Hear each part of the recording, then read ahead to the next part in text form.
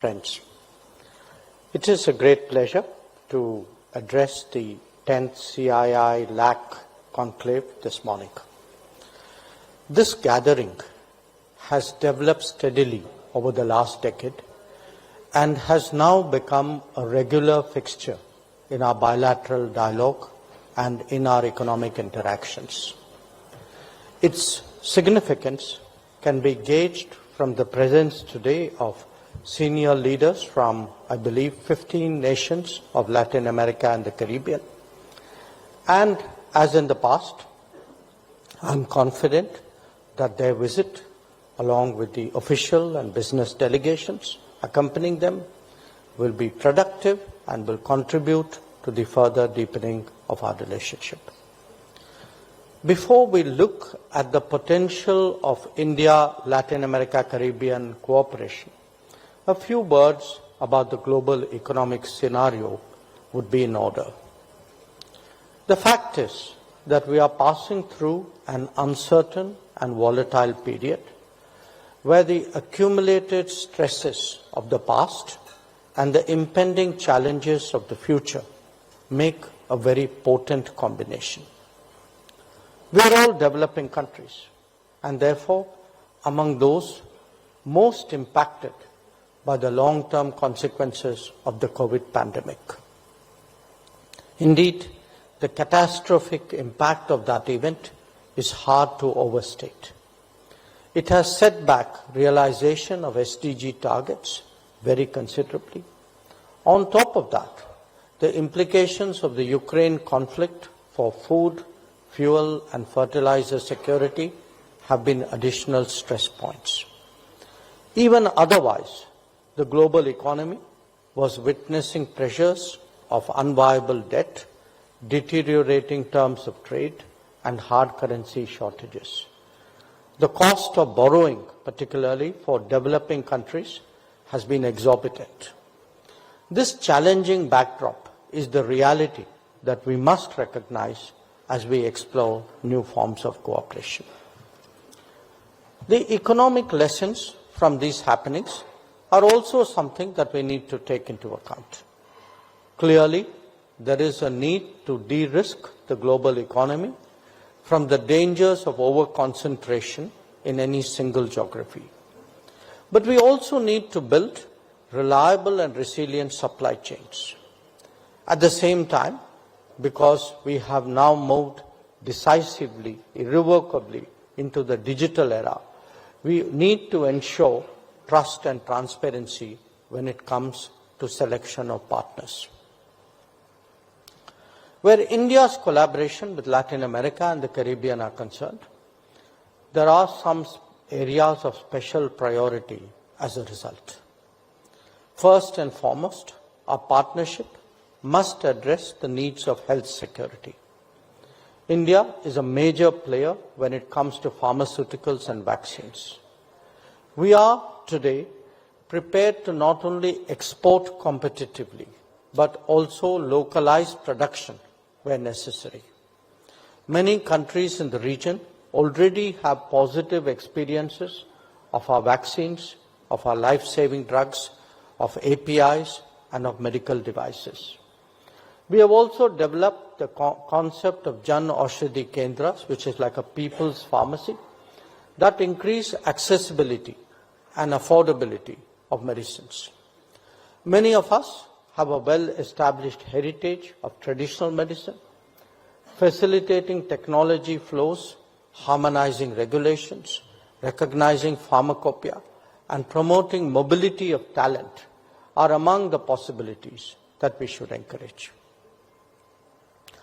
Now, both COVID and conflict have brought home to us the importance of food security. Disputes in faraway places have actually exacerbated hunger in many homes. And like during the COVID times, we saw little concern on the part of those better off about those who were not. Supply chains have also been impacted by threats to maritime shipping, accidents, or even extreme climate events. Since this involves such basic needs of society, the world is ideally looking for self-sufficiency. But if not, at least for close and reliable shoring. Latin America and the Caribbean are regions blessed by nature. They have the ability to serve as a breadbasket, not just for themselves, but for the entire world. But to realize their full potential, there is need for better technology, for greater productivity, for logistics, for post-harvest storage, and for more food processing. Advancements like drones, nano-fertilizers, and AI applications can make a big difference. These are some of the prospects that we need to explore collaboratively. The quest for energy security ranks only next to health and food security. LAC is a prolific producer of energy whose real capabilities are only now beginning to be visible. India, on its part, will actually be accounting for the largest share of new energy demands in the foreseeable future. So tying up as a reliable supplier to the fifth largest economy, probably the third by the end of the decade, makes eminent sense. Modern day transportation ensures that no source of supply is too far. Our shared interests extend beyond orthodox fossil fuels to biofuels and to renewables. Initiatives like the International Solar Alliance or the Global Biofuel Alliance are noteworthy in that context. Let me also add that energy cooperation can be a two-way street. Indian companies are active in power transmission. We can also contribute to strengthening the renewable sector and perhaps even the civilian nuclear one in the future. So, ladies and gentlemen, India is today, in many ways, a pioneer of digital public infrastructure.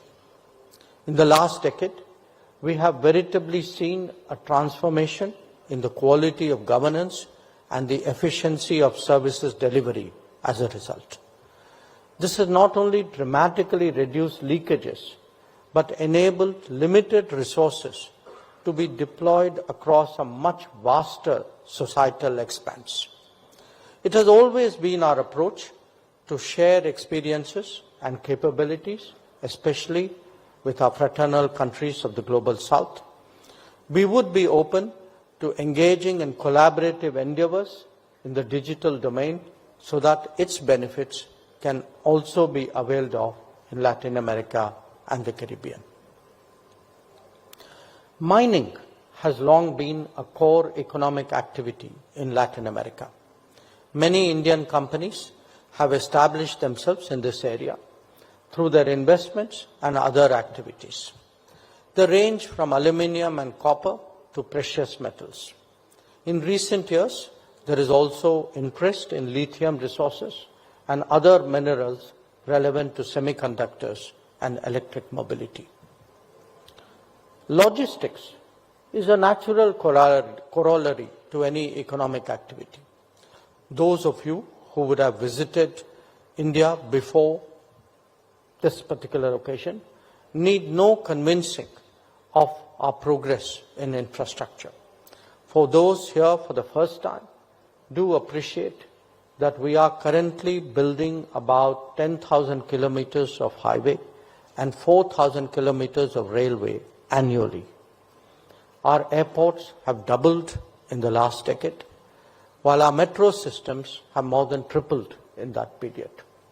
Whether it is power grids or water pipelines, Indian companies have developed formidable capacities that they can now deploy abroad.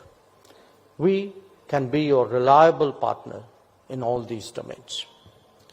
In recent years, India has also emerged as an increasingly competitive defense exporter. We have by now a track record of supply of radars, helicopters, maritime surveillance aircraft, offshore patrol vessels, artillery, and ammunition. Our products are sturdy and easy to maintain. In many ways, we can meet the requirements that emanate from your particular environment. Like Latin America and the Caribbean, India is also rapidly becoming a middle-class society. Quite often, aspirations and lifestyles move ahead of actual incomes. But what it does in multiple domains is to position India as a competitive source for the consumption demands of that economic group. From small cars to two-wheelers, from pharmaceuticals to smartphones, we can today really compete with the best of the world. There is a growing complementarity between our economies that the political leadership can help accelerate and consolidate. Our bilateral trade today has reached the annual range of about $35 to $40 billion annually. These numbers have a real potential of increasing if we make sustained efforts. Stronger cooperation between policymakers and business community will surely yield results. The investment story has also begun to take off in both directions. Here too, there is cause for greater optimism. Let me add two other factors because they both characterize our current, I would say, development and initiatives in this country, as well as reflect the priorities of my own ministry. One pertains to the startup and innovation culture. I think if the visiting ministers and business people spend a little time, this is probably the biggest change which has occurred in the last few years. And you can actually feel the startup energy in this country. It is, again, I think, an area that we need to explore more actively with our international partners. The second refers to projects that we undertake. I think there was a reference both by Mr. Banerjee and Mr. Mukundan to that. India today has roughly about 80 development partners, 80 countries with whom we work on projects. And we have delivered more than 600 significant projects across the world. Many of them are in Latin America and Caribbean. I've had the privilege of visiting some of them myself. Some of them are big. They are infrastructure projects, roads, for example, or power grids. Some of them may be much smaller. They may be community projects. But I, again, want to highlight that as an area of cooperation, something that we would like to take forward. We are actually, I think, even during this conclave, advancing it with some of our partner countries. So let me conclude by saying this, that last year, while visiting the LAC region, Prime Minister Narendra Modi announced the development of a portal, partnerindia.org. It would focus on the 5 T's: trade, technology, tourism, talent, and tradition. Once developed and boarded, it would be the port of first call for those who are keen to engage with each other. We expect this portal to materialize by the end of the year, and hopefully it would contribute to making this conclave an even smarter deliberation. So again, I want to say we appreciate very much the presence of all the visiting leaders, of their delegations. I would particularly like to acknowledge and appreciate the efforts of Team CII and Team MEA. As we now move into the second decade of the India-LAC Conclave, I'm confident that this would emerge as a key platform to energize a partnership that is increasingly productive and consequential. I thank you for your attention.